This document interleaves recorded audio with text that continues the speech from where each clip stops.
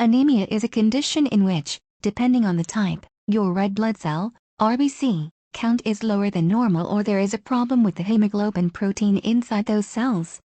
Hemoglobin is responsible for carrying oxygen to your tissues, so anemia can make you feel weak and tired.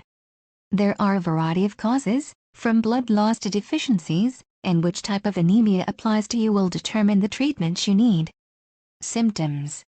If the anemia is mild, you may not experience any symptoms.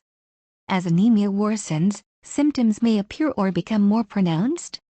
These may include fatigue or tiredness, weakness, a pale appearance to the skin, dizziness or lightheadedness, rapid heartbeat, known as tachycardia, shortness of breath, jaundice. Some types of anemia cause yellowing of the skin. Types and causes.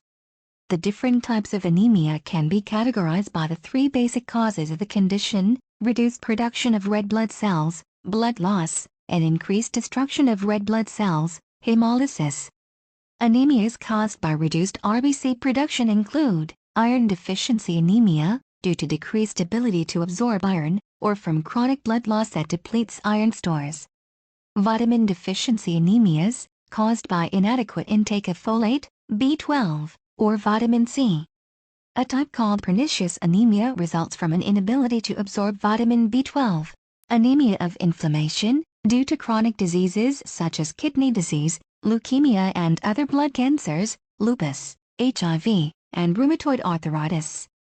Chemotherapy-induced anemia, temporary as stem cells work to resume RBC production. Aplastic anemia, a result of bone marrow failure. Types of anemia related to blood loss are acute blood loss anemia, seen in trauma, surgery, or acute bleeding from ulcers.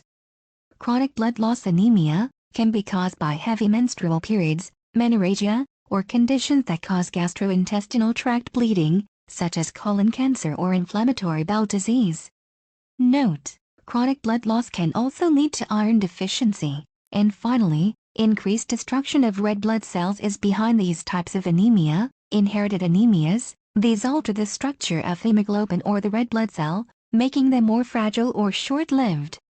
They include sickle cell disease, thalassemia, glucose 6-phosphate dehydrogenase, G6PD, deficiency, pyruvate kinase deficiency, hereditary elliptocytosis, and hereditary spherocytosis. Alloimmune hemolytic anemia, this is due to exposure to an incompatible blood type through a transfusion reaction or in pregnancy when the mother is Rh negative and the fetus is Rh positive. Autoimmune hemolytic anemia, this is a condition in which your immune system gets confused and inappropriately attacks and destroys your red blood cells. For drug-induced hemolytic anemia, you might develop drug-induced hemolytic anemia after taking a medication, especially an antibiotic. It is due to an immune reaction. Mechanical hemolytic anemias, these are due to physical damage to the red blood cells. The damage can come from a medical device, high blood pressure, or even strenuous activity. Paroxysmal nocturnal hemoglobinuria, if you have paroxysmal nocturnal hemoglobinuria, your body destroys your red blood cells quicker and you also make fewer of every type of blood cell. Blood clots in veins are another feature of this syndrome. Diagnosis. Anemia is initially diagnosed with a complete blood count, CBC, a commonly performed blood test. 5. Sometimes this test is run because you are having symptoms of anemia. Sometimes anemia is identified incidentally when a CBC is drawn for routine annual labs. Your healthcare provider will be looking for a decrease in hematocrit or hemoglobin, test results indicating anemia. In adults, anemia is indicated if levels are below the following normal ranges: hemoglobin, 14 to 17.4 grams per deciliter, gram per deciliter, in men. 12.3 to 15.3 grams per deciliter in women. Hematocrit, 40% to 52% for men. 35% to 47% for women. After diagnosing you with anemia, your physician may refer you to a hematologist, a doctor who specializes in blood disorders, to determine the cause of your anemia.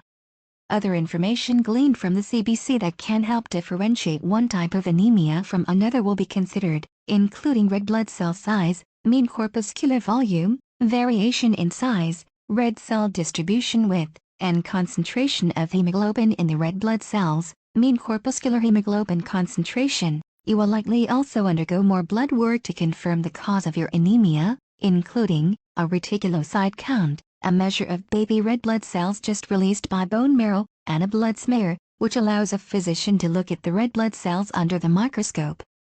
Understanding red blood cell indices. Treatment.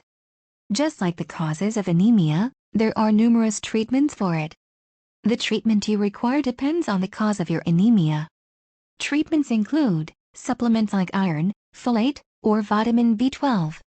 Blood transfusions, chemotherapy, if the anemia is caused by cancer. Erythropoietin injections, for people with anemia caused by kidney disease. Steroids, for autoimmune hemolytic anemia. Splenectomy, surgical removal of the spleen, for some forms of hemolytic anemia.